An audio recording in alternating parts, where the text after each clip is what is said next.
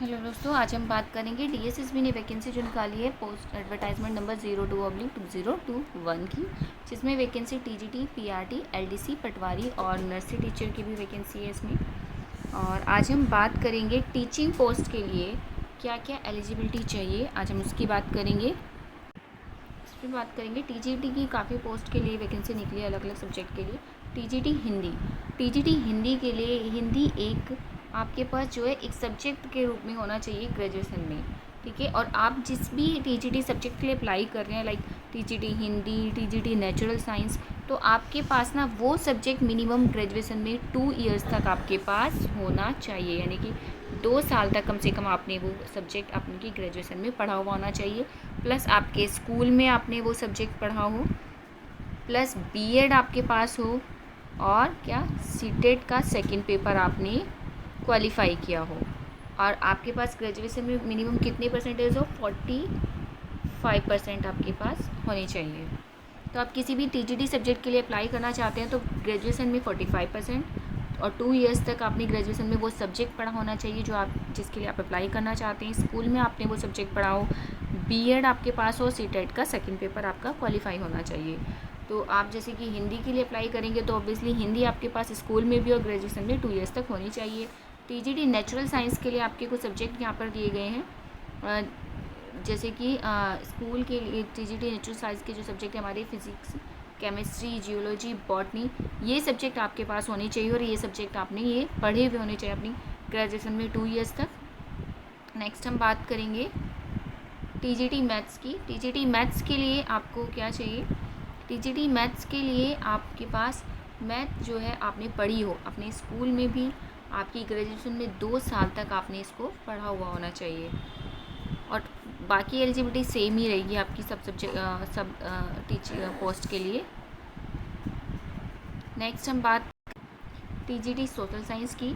तो TGT social science के लिए आपके पास history, geography, political science, economic, psychology, sociology, business study, इनमें से कोई भी आपका सब्जेक्ट जो भी आपने ग्रेजुएशन में लिया है 2 ईयर्स तक आपके पास वो ग्रेजुएशन में होना चाहिए, प्लस स्कूल में आपके पास वो एक सब्जेक्ट के रूप में होना कंपलसरी है। अब बात करते हैं हम असिस्टेंट टीचर प्राइमरी यानी कि पीआरटी की।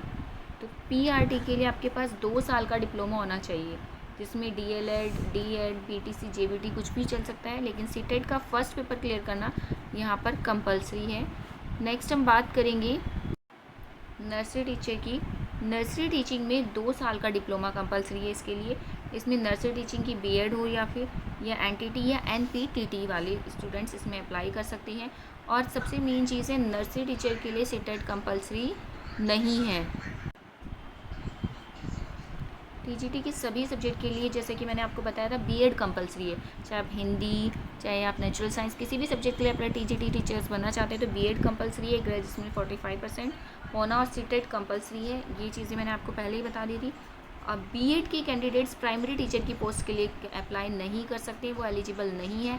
अभी भी कुछ जगह कहीं नोटिफिकेशन आ जाता है बीएड वाले also can apply for the primary teacher, but you can not apply if you are BEd student. तो देन अगर जब पास बीएड है आप टीजीटी के लिए अप्लाई कर सकते हो ना, आप प्राइमरी टीचर्स के लिए अप्लाई नहीं कर सकते। लेकिन जो स्टूडेंट्स जिन्होंने डिप्लोमा किया हुआ है 2 ईयर्स का, जो प्राइमरी टीचर्स के लिए तैयारी कर रहे हैं, जैसे कि डीएलएड, बीटीसी, डीएड, जेबीटी, और उनके वो ग्रेजुएशन कर चुके हैं, तो सीटेट का सेकंड पेपर उन्होंने क्वालिफाई किया हुआ है, तो वो स्टूडेंट्स टीजीटी की पोस्ट के लिए अप्लाई कर सकते हैं। अब वो कौन से सब्जेक्ट में अप्लाई करेंगे वो आप अपनी ग्रेजुएशन के सब्जेक्ट के अकॉर्डिंग अपनी जो भी टीजीटी का सब्जेक्ट है उसके लिए अप्लाई कर सकते हैं। अब बात करेंगे हम एज की। एज लिमिट कितनी होनी, तो एज की जहाँ पीआरटी और एनटीटी की सेम होती है नर्सरी टीचर की 30 है, टीजीटी के लिए हमें 32 एज लिमिट है। लेकिन रिजर्वेशन जैसे कि आपको पता है एससी, एसटी और ओबीसी के लिए कुछ रिजर्वेशन है, तो एससी एसटी के लिए 5 ईयर्स का है एंड ओबीसी को 3 ईयर्स का रिजर्वेशन आपको एज में मिलेगा। आप कब अप्लाई कर सकते हो, 25 मई से आप फॉर्म फिल कर सकते हैं एंड लास्ट डेट है 24 जून। आपकी जो चार्जेस है वो 100 रुपीज़ हैं।